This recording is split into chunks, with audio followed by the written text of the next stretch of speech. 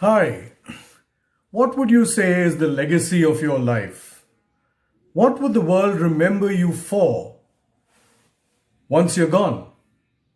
And the chances today the world is faced with a crisis, a scourge which has gripped us by the throat and wants to choke the very life out of us. The chances are therefore that your legacy may need to count right now. Are you confident about what you are going to leave the world with, if at all the world was to end the way we know it? So, there are 5 elements that have emerged from this crisis, or 5 lessons that we can learn. These 5 lessons are as follows. One is our mortality. We are faced with the frightening aspect of our mortality and the fact that everything as we know may suddenly end. So, what do we do with life? Considering that things may suddenly end, and they will. Everything and everyone dies.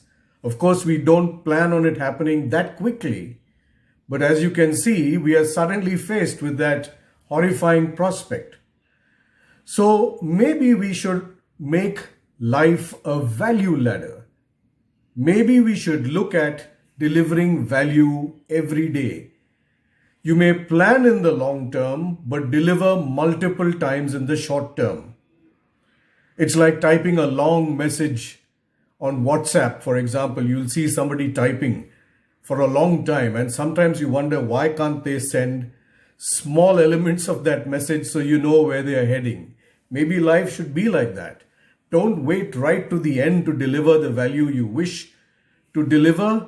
Start delivering as quickly as you can and as often as you can. That would deal with the mortality. The next is fragility. As you can see, the most precious possessions and objects and plans and designs can suddenly break. We can see that we've been skating on thin ice, and for a long time our playing field has been the thin ice. We've grown used to it. For some strange reason, we don't think that thin ice will break, but we've seen suddenly that thin ice has broken. And the world seems to be falling down into the chill, the icy cold, the freezing cold of the reality that lurks just below the bright surface of our lives. So how do you pack your fragile elements? Yes, we put fragile stickers when we travel on our bags, but at the same time, one has got to hope that whoever handles our bags would be mindful of that sticker and actually honor it. Yet we do know that the chances are that we may not get these fragile, precious things intact when we finally receive our bags. So what do? We take a lot of care in packing them, right? We wrap our fragile things around with a lot of cloth, paper. We position it in our bags in such a way that it can absorb the shock without breaking. And after then, of course, it's left up to circumstances and how it can really come through, over which we have no control. So the same thing over here. What are you packing your fragile plans, designs, skills, and competences with? How are you supporting everything that you have, which you want to work and which is important to you, with additional support? So, for example, to your qualifications, do you have any other skills and certifications? To the plans that you have, which are likely to break, do you have options? Have you created sufficient options so that if some of the options don't work or break, you may have to learn to deal with what else is left in the bag? What are the other options you have?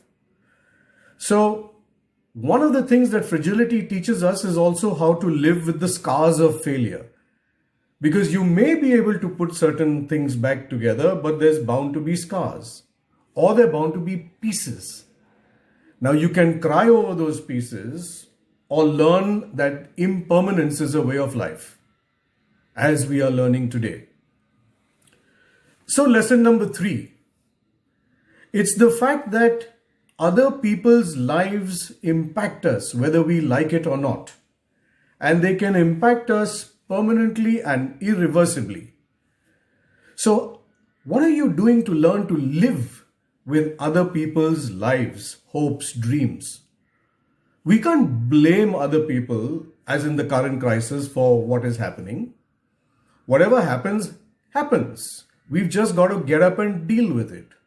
But in the meanwhile, maybe the lesson over here is, can we learn to live with these and create a certain level of congruence, collaboration, and coherence so that we can put all the pieces of the jigsaw together, our lives, other people's lives, the environment, circumstances, and learn that this is one big package.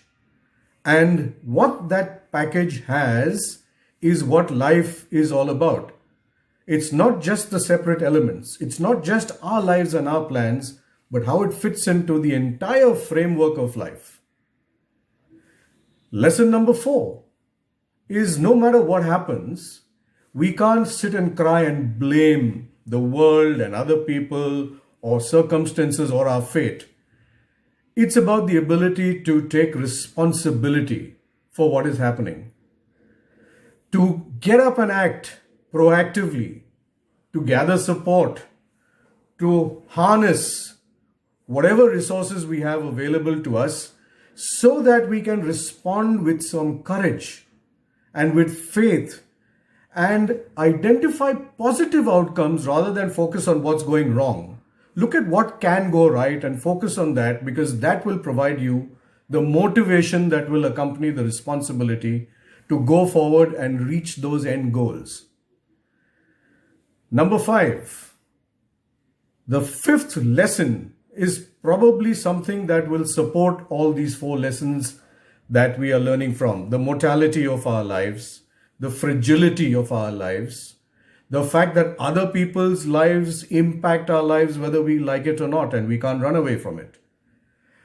Now, lesson number 4 is to pick up your responsibility and motivate yourself to reach those end goals. And lesson number 5, the bottom line in all this, is the resilience and optimism that you must carry along with you to deal with the outcomes which may not be perfect or which may be far from perfect.